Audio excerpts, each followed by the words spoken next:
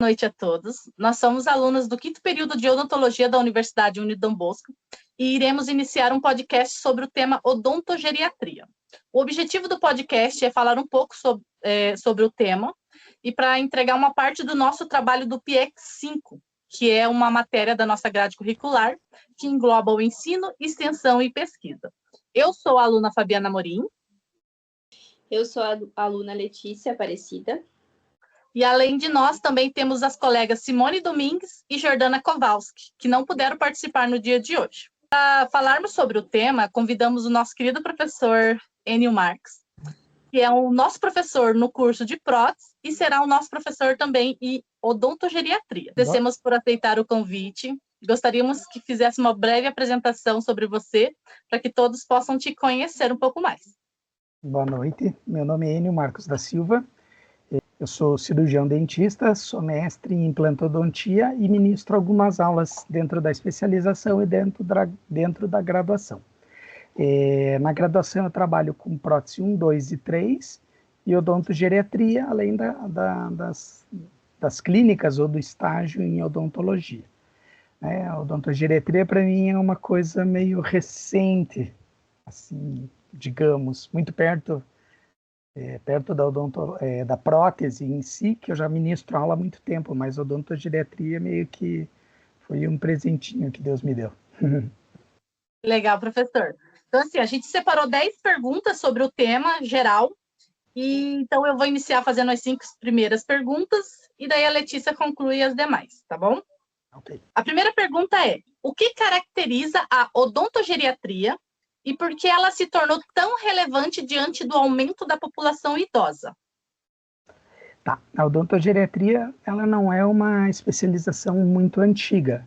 Ela é por volta ali, tem começo, por volta dos anos 2000.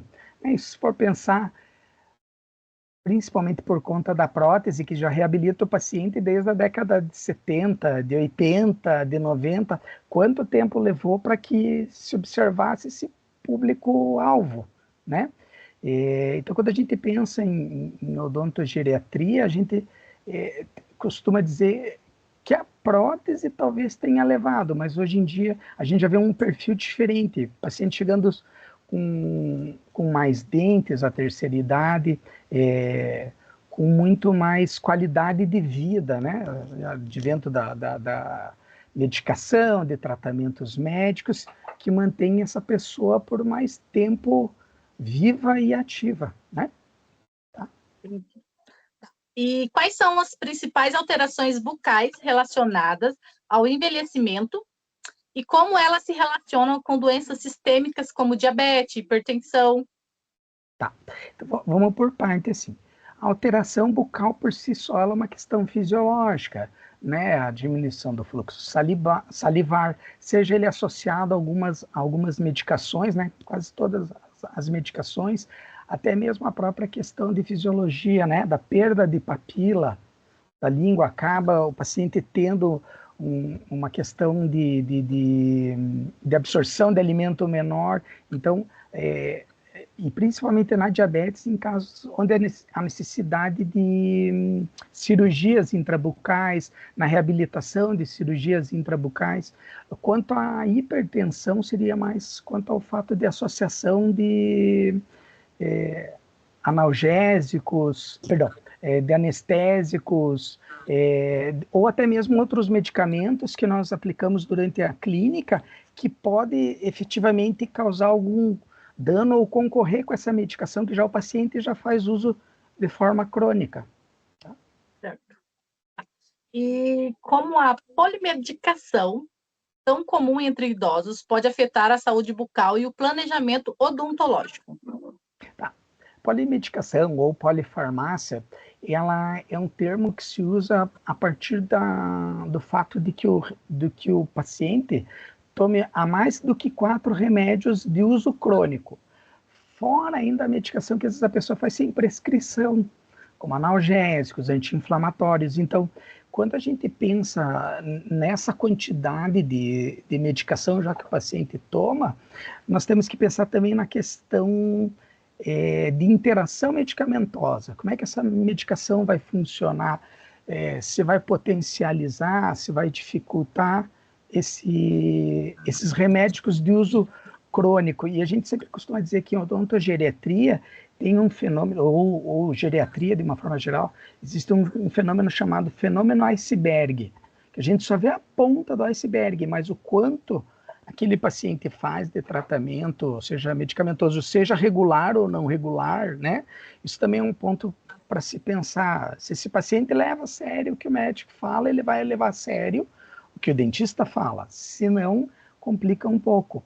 Então, é muito importante, dentro desse efeito iceberg, você acabar avaliando isso tudo na tua anamnese desse paciente. Entendi. E a próxima pergunta é: quais cuidados um cirurgião dentista deve ter ao prescrever medicamentos para pacientes idosos que já fazem uso de várias medicações? Então, como eu falei, assim, ó, na verdade, e vai chegar ali para frente no tema, pense assim, o cirurgião dentista, ele não é um profissional da área da saúde isolado. Então, alguns tipos de medicamento que esse idoso já possa vir a fazer uso, seja um remédio para regular o batimento cardíaco, para regular a pressão, ele necessariamente tem que entrar em contato com um médico que gerencia essa medicação, né? Então, até eventualmente, o paciente precisa fazer uma determinada cirurgia. Você é responsável pelo teu procedimento odontológico, não pelo paciente médico. Mas de alguma forma, se aquele teu procedimento concorrer para algo errado para aquele paciente, você se torna corresponsável. Então, quando a gente fala nessa questão toda entre medicação e interação medicamentosa, tem algumas básicas. O mínimo que pode dar é, por exemplo, assim, tirar o efeito de um anti-inflamatório com algum uso. Ou, por exemplo, assim, para pacientes que usam algum tipo de antidepressivo, alguma coisa assim, a diminuição do fluxo salivar, que daí já pode piorar ainda em quadros de você entrar com mais medicação para esse paciente, dificultando a higiene dele. Entendi. Tá. E como o profissional da odontologia deve conduzir o atendimento de pacientes com doenças neurológicas, como Alzheimer ou Parkinson? Eu sempre dou exemplo assim, ó, em aula. A odontogeriatria nada mais é do que o complemento da odontopediatria. Então pense assim, se com uma criança você tem uma consulta de 30 minutos e vai fazer determinado procedimento, com o idoso é a mesma coisa. Eu sempre sugiro assim, professor, mas o que eu faço? Em casos de questão neurológica, você tem que ver em que grau essa doença está, mas efetivamente tem que tentar ser o mais rápido possível dentro daquele procedimento. Então, você vai tirar lá um tempo para fazer uma restauração, combina aquela restauração. Tudo que exceder aquilo, tente dividir em consultas, mas todas consultas curtas, evite consultas longas demais, estressa o idoso, principalmente o paciente que tenha, né, como você falou, Alzheimer, Parkinson. É lógico que elas são de âmbitos distintos. Um altera a questão motora, o outro altera a questão sensorial, né? O paciente às vezes não tem o senso, não tem a noção de onde ele está. Mas de uma certa maneira, o que eu sempre falo para os alunos assim, é quanto à questão do tempo da consulta. Tem que tentar ser o mais eficaz dentro daquela consulta, que aquela consulta possa ser útil para o paciente. E é lógico que em alguns casos, infelizmente, a gente acaba sendo ou preventivo ou curativo. Então, se o paciente é responsivo de uma maneira adequada, a gente vai até os procedimentos curativos ou até os procedimentos restauradores. Em pacientes, né, que por si só, do avanço da doença, né, como o Alzheimer, você tem que ser mais preventivo. Tem um dente que possivelmente está doendo, faça a extração dele, logicamente, no ambiente adequado, né? Então, o procedimento em si não tem uma forma de bolo, mas o que eu te digo assim, é quanto ao tempo de consulta e como está aquela patologia que acomete ele. Obrigada, professor.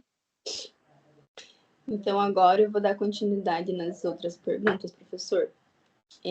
Qual é o papel dos cuidadores no cuidado com a saúde bucal do idoso e como o dentista pode orientá-los de forma eficaz? É excelente, assim, ó. Quando a gente fala em idoso, a gente, né, até mesmo nos casos de idosos tanto institucionalizados como cuidadores, talvez os quando eu digo assim, institucionalizados, são os que estão em, não é um termo adequado, mas em asilos, em casas lares. Esses, de uma certa maneira, os cuidadores, eles já estão mais ou menos andando, né, fizeram um curso, têm uma ideia. O que mais preocupa é o cuidador, digamos assim, entre aspas, amador, que é aquele filho, a filha que acaba ficando com o pai, com a mãe. E é lógico que, de uma certa maneira, a gente só oferece para o outro aquilo que a gente tem. Então, de uma certa maneira, assim, o que é bem eficaz é você tentar entender como é que é a relação daquele cuidador com a saúde bucal dele. Principalmente, eu digo, nesses cuidadores amadores, volto a dizer assim. Se ele já tiver um bom grau de instrução, tal, né? Outra coisa muito importante é entender a jornada de trabalho desse cuidador. Ele é cuidador exclusivo, ele, né, um filho que às vezes eventualmente saiu do emprego, largou uma carreira para cuidar do pai ou da mãe, né? Então, o quanto estressante para ele é. Mas eu te digo assim, de antemão, talvez o mais eficaz que você tem é você tentar entender o método dele de avaliação sobre a saúde bucal, começando talvez até pela dele, porque ele tendo uma noção, seja boa ou seja negativa, você vai poder ter uma noção do que ele pode propiciar para esse paciente. E sempre tentar com exemplos o mais práticos possíveis, efetivamente levar um manequim, fazer uma instrução de uma escovação, no caso de portadores de prótese, ver se o paciente tem a tolerância ainda para continuar usando a prótese, por mais que, né, que ela seja importante, mas tem que entender dentro do contexto do cuidador e até mesmo de que estágio está essa doença desse idoso, digamos assim. Então, as duas coisas, mas eu frisaria bastante para você tentar entender a visão do cuidador. É a mesma coisa quando a gente vai abordar o pai ou a mãe ou o parente daquele familiar que vai na faculdade. Né? De nada vale você explicar para o pai da criança, para a criança que ela deva cuidar melhor do dente, se o pai efetivamente às vezes não tem uma saúde bucal. E na odontogeriatria é a mesma coisa. Sim. Tá. Existem protocolos específicos para a prevenção de doenças bucais em pacientes idosos, hospitalizados ou acamados? Excelente pergunta. Na verdade, assim, meio que acaba sempre quase voltando ao mesmo tema, que é entender em que situação aquele idoso está. Não é que a odontogeriatria seja menos ou mais importante, ela é um como do todo, ela é uma parte do todo. Então, por exemplo, assim, quando eles estão institucionalizados, né, seja em hospital, seja em casa lar, seja, né, asilo, ou enfim, o termo que seja, a questão toda é entender como está a situação da doença que é mais, né, prevalente, a que mais acomete aquele paciente. Então, lógico que tem alguns protocolos determinados para higiene para cada tipo de comorbidade. Se é um idoso, por exemplo, paraplégico, você pode incentivar, escovar, né? Tem algumas formas de você fazer forma de você deixar o cabo da escova mais larga para que a pessoa tenha e você auxilia. Você tem alguns casos, efetivamente, que o paciente não mais responde, você pode fazer essa higiene com gás, e também tem bastante profissionais já que atendem nesses leitos. Né? Então, por exemplo, assim, a odontogeriatria, a odontologia, de uma forma geral, também já evoluiu tanto que a pessoa mesmo, por si só, os profissionais já estão indo atrás dessa área, sabe? Tá? Até eu dou sempre exemplo para os alunos assim, ó. É lógico que tudo é legal, endo é legal, implante é legal, prótese é legal, cirurgia é legal, ROF é legal, tudo é muito legal. Mas se você for ver a nossa população estimada de idosos agora do Brasil, deve estar em torno de uns 3, 4, 5%. Bastante. Então, e a tendência é que cada vez mais amplie, né? Então, quando a gente estabelece protocolos, normalmente a gente estabelece protocolos conjuntos com o tratamento desse paciente. Como a perca do dente e o uso de próteses influenciam na alimentação, na nutrição ou até mesmo no humor dos idosos? Sempre tem aquela máxima, né, que fala que a saúde começa pela boca. Então, nada mais justo do que ainda mesmo nessa, né, dita terceira idade, já não se fale muito assim da questão de que não tem como dissociar a saúde do corpo do paciente da presença do dente. Já se fala até em algumas coisas assim, paciente com poucos dentes tem muito maior probabilidade de desenvolver doenças neurológicas, como Alzheimer.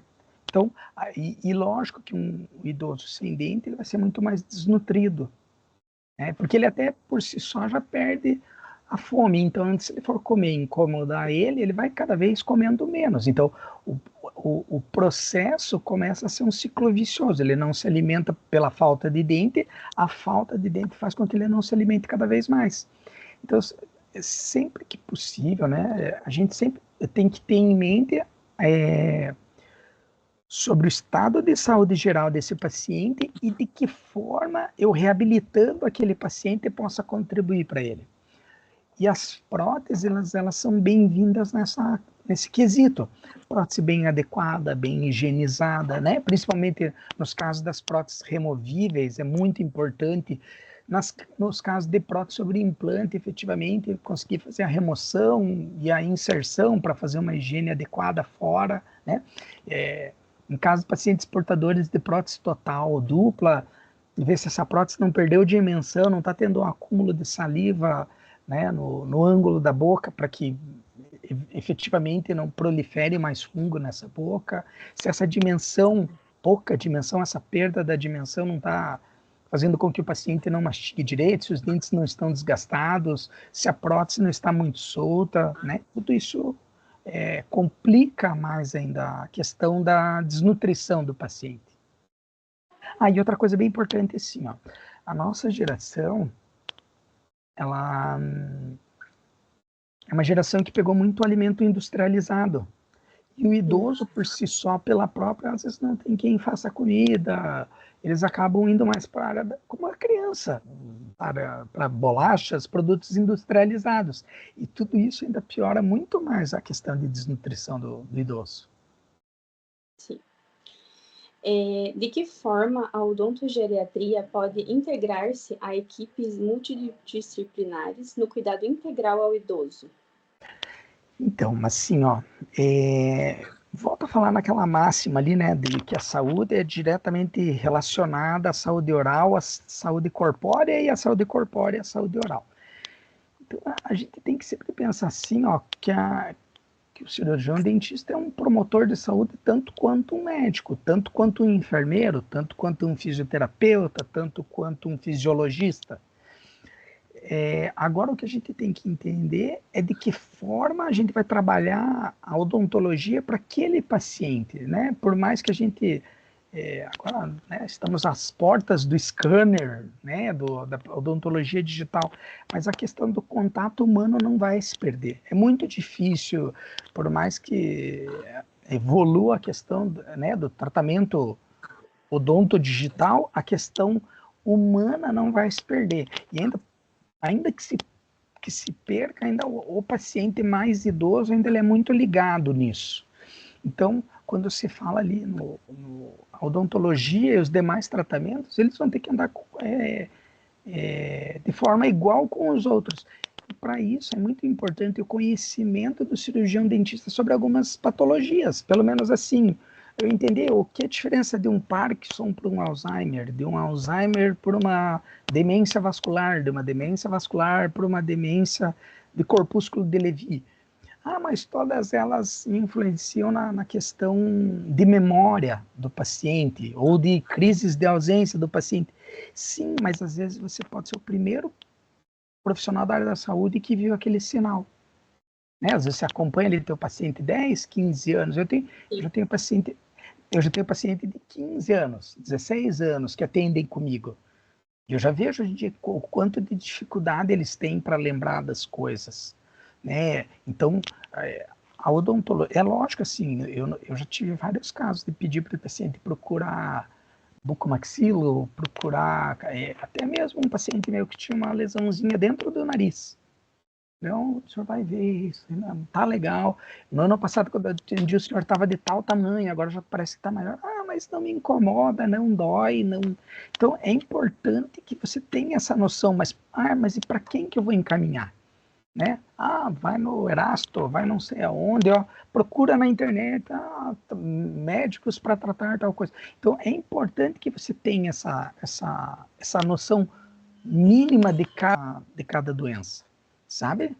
Então, tem que ter essa correlação, essa noção mínima das patologias, questão medicamentosa ali, como vocês falaram, a questão fisiológica de cada doença, a questão até mesmo hormonal de cada doença, né? De que forma ela age, tá? Tá bom, professor. E agora a gente vai para a nossa última pergunta.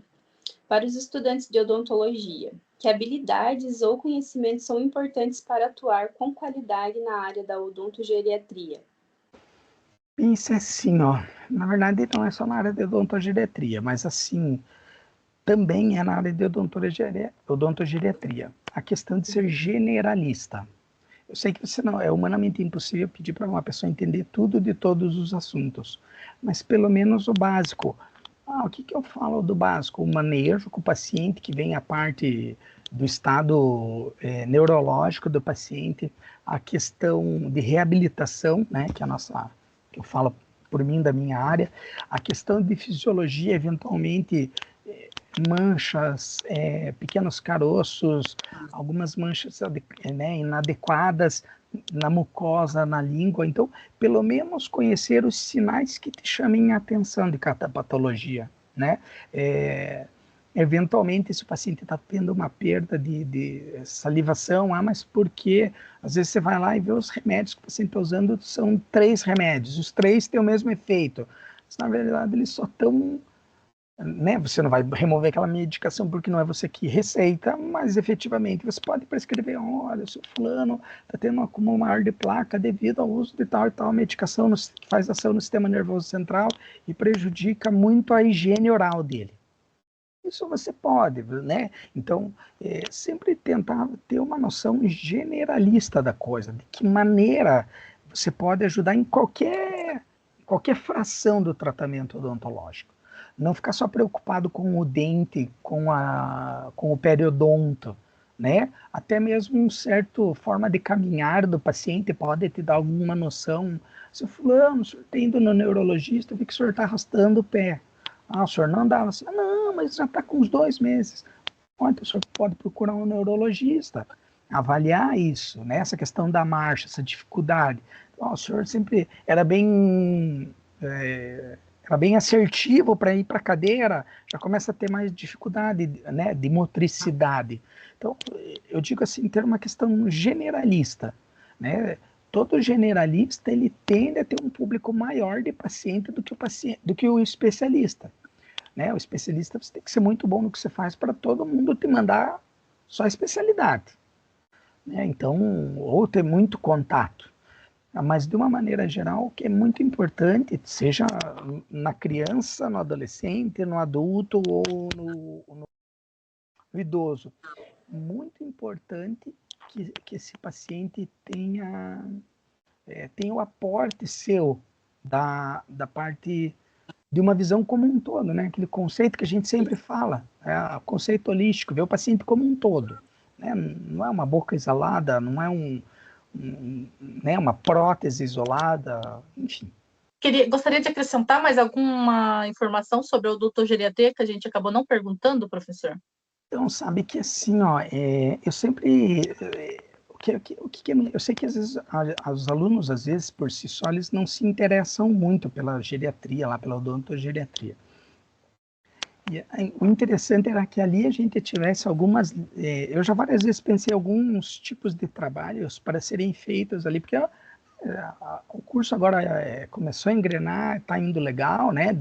Lá com o apoio do professor Luiz Vicente, dos alunos que vestem a camisa da instituição, mas de uma certa maneira, às vezes a gente para de se preocupar muito de fazer TCC só com restauração, com prótese, com isso, com aquilo, e às vezes de alguma maneira ou outra pegar, fazer um levantamento da comunidade que a gente atende, quantos idosos tem lá? Quantos idosos são prováveis de ir para o consultório privado? Quantos idosos são prováveis de ir para o consultório público? Né? De uma maneira, a gente presta ali um serviço indiretamente para o Estado, né? Então, seria muito importante, assim, os professores, até mesmo da minha parte, desenvolver mais trabalhos para que os alunos se identificassem mais. Porque eu sei que todo mundo sai dali, né? Ah, mas eu quero fazer orto, eu quero fazer... que bom que tem espaço para todo mundo, mas, de uma certa maneira, o aluno também dá uma olhada, porque aquilo ali, se não agora, o teu paciente também vai envelhecer. Né? Por mais que você saia ali do consultório, poxa, agora tem um consultório, vou ter meu paciente, você não vai querer que ele venha uma vez e não volte mais. Então, porque eu te falo assim, a captação de pacientes é tão importante quanto a retenção do paciente. E é lógico que essa retenção do paciente implica ele cada vez mais estar mais velho, cada vez ter mais problemas de saúde de uma forma geral, né? E ainda mais agora que já se fala aí tranquilo e calmo, que a faixa etária, mais ou menos assim, da população ali, para os homens e mulheres, girando na casa dos 80 anos. É bastante tempo que essa população vai ter. Então, ela não e mesmo para os mais jovens, a gente tem que propor tratamento para que eles sejam o mais longevo possível, para que ele chegue lá na terceira idade com esses tratamentos minimamente organizados, porque senão a gente sempre vai estar fadado a um ciclo vicioso. Faz tratamento, o paciente não cuida, perde tudo, faz outro tratamento, o paciente não cuida, perde tudo. E eu falo, talvez a geração de dentistas de vocês vai ser a primeira a reabilitar o paciente com implante. Às vezes por implantes mal planejados, por próteses mal planejadas. Então, eu falo de antemão para vocês. E o caráter generalista que vai dar isso. Tá bom? Obrigado pela paciência, pela disposição, pelo empenho do trabalho. Espero que tenha sucesso, né, no trabalho, que gere pelo menos um pouco de conhecimento e um pouco de atenção para essa área odontológica, que eu falo para vocês, de todas é a que mais vai crescer. Tá certo, professor. Muito obrigada por ter aceito o convite mais uma vez. Obrigado a vocês. Então é isso, gente. Espero que tenha gostado um pouquinho do tema. Tchauzinho.